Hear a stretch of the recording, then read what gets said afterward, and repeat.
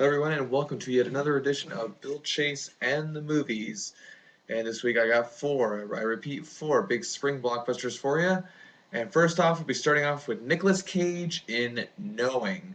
And before I get going, I have to say Nicolas Cage is one of the finest actors of this generation, as he brings a natural energy to his performances and doesn't go too over the top. And even when he does, such as 1998 Snake Eyes, he actually does very good and makes the movie all the more enjoyable. Sometimes he gives it to a movie that's really lacking, like Snake Eyes was. I really went to bat for Cage in early 2006 in my blog called For Your Consideration, which of course regards the Oscars, where in 2005 he had two Oscar-worthy performances in both The Weatherman and Lord of War, both really good films as well. And they were completely different roles, which was a huge testament to his abilities as a performer. And also, Cage, who is an Oscar winner, to say that he has been running on autopilot and in quite a slump lately would be an understatement. While the National Treasure films are good and quite enjoyable, I wouldn't lose sleep if there is or isn't a third one. I was deeply anticipating this film because it was directed by Alex Proyas, who made the visually stunning and deeply just amazing film Dark City in 1997. And after I heard that he was directing this film, I felt that this was enough to get me excited and hopefully see Cage back to doing what he does best. Cage plays John Kostler, a professor at MIT whose son is a part of a class who digs up this time capsule which contains a sheet of numbers which has predicted some of the world's most major disasters since 1959. And the next one it predicts, well, let's just say it's not going to be good. It's the worst possible danger the world could be in. The plot can hardly be called preposterous because, well, what sci-fi film doesn't have a preposterous plot? I wouldn't want to see one that doesn't. Um, the thing that really, the thing that really makes this film suffer, it can be, well, it can't be called preposterous. It can be called uninteresting and drained, and at times suffocating. I just don't think the goal of this film is really clear. I mean, granted, the goal of Dark City was hard to realize, but at the same time, I at least knew what the film had given me to a point, and I had a lot of redeeming value coming out of it. This movie gives me hardly anything, and the dark settings of this film made me feel in some scenes I was watching the sequel to the awful Eddie Murphy snorefest, The Haunted Mansion.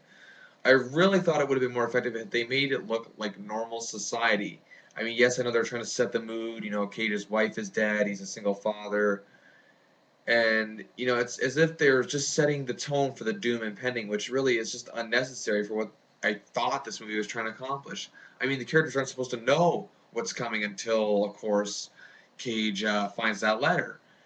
Now, granted that I also didn't. I thought the movie was very slickly done, but there were just things I didn't get about it. Like I really didn't get the context of how the numbers were supposed to tie into the sun somehow. I mean, even a sci-fi movie has to be conceivable to a point in what it's trying to accomplish. And the overly pretentious climax really just left a sour taste in my mouth. And I didn't think Cage's character, as it was painted, was really someone I'd see reliable enough to figure this whole mystery out. I mean, we're supposed to buy it because his character's a professor. I mean, he didn't possess any traits that really made him a reliable enough hero for this film. Maybe I missed the point, whatever it was, but whenever I do see a film like this, and I think I may have missed the point, I go back and see it later on, and I end up hating it even more because I do get it. So I'll be generous and leave this review as it is because believe me, I've been hard on Nicolas Cage a lot lately, and I don't think he can take anymore. Then, of course, there is poor Nicolas Cage himself, who's pretty much looking as if he took a school course in the Chad Michael Murray School of Acting as of late.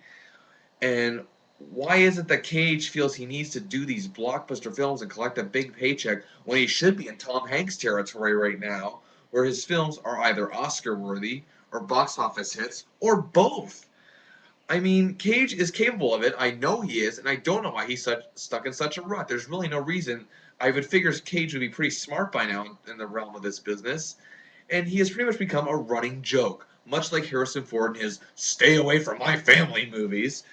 And we got Cage looking near the camera as if to say, "Something bad is gonna happen, and I gotta do something, but but but what? I guess I have to do something." Like that's what it sound. That's what all his films are sounding like to me. Now, don't get me wrong. This film isn't awful by any means.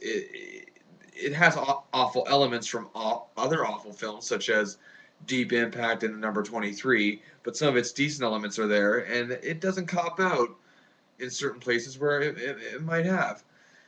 But Nick, I'm begging you, please give us another film or performance like Lord of War, Adaptation, The Weatherman, Bringing Out the Dead, or even 8 Millimeter for crying out loud. I know he is capable of so much more, which is why watching his movies lately are just so frustrating. It's not near as bad as Next, The Wicker Man, or the howlingly bad Bangkok Dangerous, which made my 10 worst list last year. There's no real reason why there's no real reason why this movie needs to be here, and that's just all it is. Just there.